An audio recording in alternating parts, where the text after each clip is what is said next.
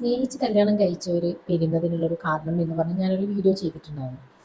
അപ്പം അതിൽ ഒരാൾ ചോദിച്ചിട്ടുണ്ടായിരുന്നു എൻ്റെ അടുത്ത്, ഈ സ്നേഹിക്കാതെ കല്യാണം കഴിച്ച ആളുകളും പിരിയുന്നുണ്ടല്ലോ, അത് എന്തുകൊണ്ടാണ് എന്നുള്ളത്. ഞാൻ കുറേ വീഡിയോസിൽ ഞാൻ പറഞ്ഞിട്ടുണ്ട്, അതിനുള്ള കാരണങ്ങളൊക്കെ ഞാൻ പറഞ്ഞിട്ടുണ്ട്. എന്നാലും ചോദിച്ചത് കൊണ്ട് ഞാൻ ഒന്നും കൂടെ പറയാണ്. നമുക്കറിയാം, ഒരു അറേഞ്ച്ഡ് മാരേജ് എന്ന് പറഞ്ഞിട്ടുണ്ട് എന്നുണ്ടെങ്കിൽ നമ്മളെ വീട്ടുകാർ, രണ്ട് വീട്ടുകാരും തമ്മിൽ കണ്ട് ഇഷ്ടമായി.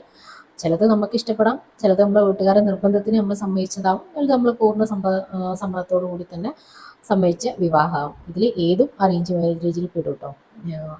അപ്പോൾ എന്തായാലും ഇങ്ങനൊരു വിവാഹം നടക്കുമ്പോൾ ഞാൻ മുന്നേ പറഞ്ഞിട്ടുണ്ട്, ഒരു രണ്ട് ഫാമിലി തമ്മിൽ കൂടുമ്പോൾ തന്നെ നമുക്കറിയാം, രണ്ട് ഫാമിലിയിലുള്ള മെമ്പേഴ്സ് എന്നാൽ രണ്ട് ക്യാരക്ടറുകൾ, അവർ ജനിച്ചു വളർന്ന ആ ഒരു ചുറ്റുപാടുകളൊക്കെ രണ്ട് രീതിയിലാണ് വരിക എന്നുള്ളതാണ്. അപ്പോൾ അങ്ങനെയുള്ള ഒരു സാഹചര്യത്തിൽ നിന്ന് നമ്മൾ വേറൊരു വീട്ടിലേക്ക് കയറി ചെല്ലുമ്പോൾ അവിടെയുള്ള പല സാഹചര്യങ്ങളുമായിട്ട് പൊരുത്തപ്പെടാൻ തീർച്ചയായിട്ടും നമുക്കൊരു ബുദ്ധിമുട്ടും പ്രയാസങ്ങളൊക്കെ വരും.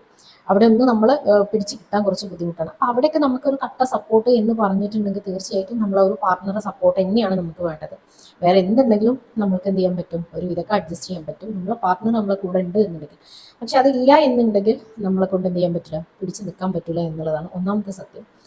അപ്പോൾ ഞാൻ പറഞ്ഞല്ലോ, സ്നേഹിച്ച് കല്യാണം കഴിച്ചവർക്ക് മുന്നേ അറിയാം, അവർക്ക് പരസ്പരം അറിയാം. പക്ഷേ ഈ ഒരു അറേഞ്ച്ഡ് മാരേജിൽ എന്ന് പറഞ്ഞിട്ടുണ്ടെങ്കിൽ ഇവർ പിന്നെ ഇപ്പോൾ ഫോണൊക്കെ വിളിക്കുന്നത് കൊണ്ട് കുറേയൊക്കെ അവർ പരിചയം ആയിട്ടുണ്ടാവും. എന്നാലും നമ്മളെ അവിടെ എത്തുന്നതിന് ശേഷമാണ് നമ്മളെ ക്യാരക്ടർ എന്താണ് എന്നുള്ളതൊക്കെ പഠിച്ചു വരുന്നുള്ളൂ. പിന്നെ ഇവിടെ നമ്മൾ അറേഞ്ച്ഡ് മാരേജ് ആയതുകൊണ്ട് തന്നെ നമ്മൾ പല കാര്യങ്ങളും എന്ത് ചെയ്യും, തുറന്ന് പറയില്ല. നമുക്ക് ഇഷ്ടപ്പെടാത്ത കാര്യങ്ങളൊന്നും നമ്മൾ അങ്ങനെ തുറന്ന് പറയില്ല പാർട്ട്ണർമാരെടുത്ത്. പ്രത്യേകിച്ച് നമ്മൾ ലേഡീസ് തീരെ അങ്ങനെ തുറന്ന് പറയില്ല കാര്യങ്ങൾ. നമുക്ക് ഇഷ്ടപ്പെട്ടിട്ടില്ല, അതല്ലെങ്കിൽ ഇന്നതല്ല, ഇങ്ങനെയൊക്കെയുള്ള, അല്ലെങ്കിൽ നമ്മുടെ ഇഷ്ടങ്ങൾ ഇങ്ങനെയാണ് എന്നൊന്നും നമ്മൾ പെട്ടെന്ന് അങ്ങോട്ട് തുറന്ന് പറയില്ല എന്നുള്ളതാണ്. അപ്പോൾ ഇങ്ങനെ നമുക്ക് ഇഷ്ടക്കേടുകൾ വന്നിങ്ങനെ തുടങ്ങുമ്പോൾ നമ്മളത് തുറന്ന് പറയില്ല, അവർക്കിട്ട് മനസ്സിലാവില്ല. തിരിച്ചും ആവട്ടോ, പാർട്ട്നേഴ്സിന് രണ്ടാൾക്കും തിരിച്ചും മറിച്ചും ആവാം. നമുക്ക് ഇഷ്ടപ്പെടാത്ത കാര്യങ്ങൾ നമ്മൾ എന്ത് ചെയ്യില്ല, അത് തുറന്ന് പറയില്ല എന്നുള്ളതാണ്. അപ്പോൾ അങ്ങനെ തുറന്നു പറയാതെ പല കാര്യങ്ങളും നമ്മളെ മനസ്സിൽ ഇങ്ങനെ അടിഞ്ഞു കൂടിക്കൊണ്ടേയിരിക്കും. അത് നമ്മൾ ഉദാഹരണം പറഞ്ഞു കഴിഞ്ഞാൽ, ഒരു ബലൂണിൽ നമ്മളിങ്ങനെ ഊതി വീർപ്പിച്ച് കഴിഞ്ഞിട്ടുണ്ട് എന്നുണ്ടെങ്കിൽ, നമ്മളിങ്ങനെ ഊതി ഊതി ഊതി ബലൂൺ വലിയൊരു ബലൂണാവും അല്ലേ. ആ ഒരു ബലൂണിന് പിന്നെ നമ്മൾ അതിൽ ഊതി ഊതി കഴിഞ്ഞിട്ടുണ്ട് എന്നുണ്ടെങ്കിൽ അതിലേക്കൊരു ഗ്യാപ്പ് ഉണ്ടാവില്ല, ആ എയറിനുള്ളൊരു ഗ്യാപ്പ് അതിലുണ്ടാവില്ല. പിന്നെ നമ്മൾ കുറച്ച് ചെറുതായിട്ടൊന്ന് അതിൽ എയർ വന്ന് കഴിഞ്ഞിട്ടുണ്ട് എന്ന് തന്നെ എന്ത് ചെയ്യും, അത് പൊട്ടിത്തെറിക്കും, പൊട്ടും. ആ ഒരു അവസ്ഥ തന്നെയാണ് നമ്മളും മനസ്സിൽ. നമ്മളിങ്ങനെ ഓരോ ആദ്യം കുഞ്ഞു കുഞ്ഞു കാര്യങ്ങളൊക്കെ നമ്മൾ മൈൻഡ് ചെയ്യാതെ നമുക്ക് വലിയൊരു പ്രശ്നം ഉണ്ടാവില്ല. പിന്നെ അതെന്ത് ചെയ്യും, അതിങ്ങനെ ഓൾറെഡി നമ്മളെ മൈൻഡ് വീർത്തിരിക്കുക ബലൂണ് പോലെ തന്നെ. പിന്നെ അതിൽ ചെറിയ ചെറിയ കാര്യങ്ങൾ വരുമ്പോൾ തന്നെ നമുക്ക് പ്രശ്നങ്ങളായിട്ട് തോന്നും.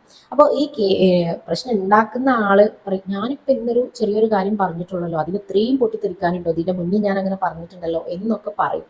പക്ഷേ ഞാൻ പറഞ്ഞല്ലോ, നമ്മൾ ചിന്തിക്കേണ്ട ഒരു കാര്യം എന്താണെന്ന് വെച്ച് കഴിഞ്ഞാൽ, ആദ്യം ഉണ്ട്, ഓൾറെഡി അത് നിറഞ്ഞതാണ്. പക്ഷെ ഇപ്പോൾ നിറഞ്ഞ് കവിയൽ തുടങ്ങി. അപ്പം എന്താണ്, അത് പുറത്തേക്ക് വരികയാണ് എന്നുള്ളതാണ്. ഇത് ആദ്യം തന്നെ ഓരോ കാര്യങ്ങളും അതെനിക്ക് ഇഷ്ടപ്പെടില്ല, അല്ലെങ്കിൽ എൻ്റെ രീതി ഇങ്ങനെയാണ് എന്ന് രണ്ടാളും പരസ്പരം പറഞ്ഞ് ഒരു അണ്ടർസ്റ്റാൻഡിങ്ങിൽ എത്തിയിട്ടുണ്ട് എന്നുണ്ടെങ്കിൽ ഈ പ്രശ്നം ഉണ്ടാവില്ല.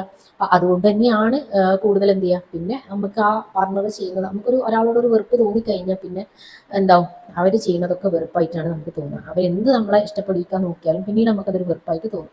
അപ്പം അങ്ങനെ ഒരു വെറുപ്പ് കടന്നു കൂടുന്നതിന് മുന്നേ തന്നെ എന്ത് ചെയ്യണം, തുറന്ന് സംസാരിക്കുക എന്നുള്ള കമ്മ്യൂണിക്കേഷൻ എന്നുള്ളത് ഇമ്പോർട്ടൻ്റ് ആയിട്ടുള്ളൊരു കാര്യമാണ് ഇവിടെ.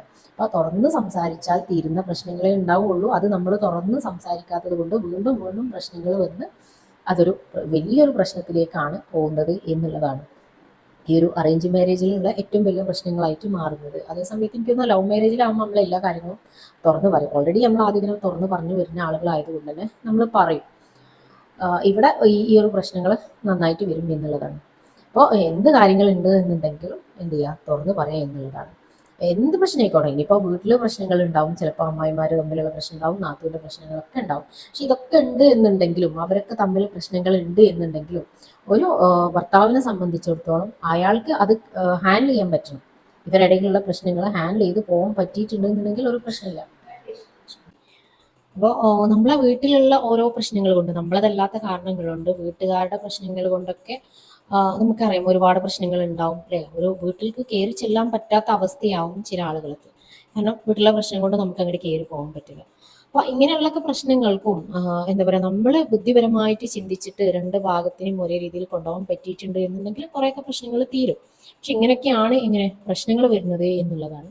അപ്പോൾ ഇതിനൊക്കെ എന്ത് ചെയ്യുക, തരണം നിങ്ങളെ കൊണ്ട് ചെയ്യാൻ പറ്റുന്നില്ല എന്നുണ്ടെങ്കിൽ ഏറ്റവും ബെറ്റർ ഓപ്ഷൻ ഒരു കൗൺസിലിങ്ങിന് വരിക എന്നുള്ളതാണ്. ഇങ്ങനെ ചെറിയ ചെറിയ ഇഷ്യൂസുകൾ, അറേഞ്ച്ഡ് മാരേജിലും ഇഷ്യൂസുകൾ വരും. 100% ഷുവറാണ്, ഇഷ്യൂസുകൾ വരാത്ത ഒരു ലൈഫ് ഉണ്ടാവില്ല കേട്ടോ. നമ്മൾ പറയും ഒരു പ്രശ്നമില്ലാത്ത ഫാമിലി എന്ന് പറഞ്ഞു കഴിഞ്ഞാൽ അവിടെ അവർ തമ്മിൽ സ്നേഹമില്ല. സ്നേഹിക്കുന്നുണ്ടെങ്കിൽ എന്തായാലും പ്രശ്നങ്ങളുണ്ടാവും. പക്ഷെ അതൊരു പരിധി വരെ പാടുള്ളൂ.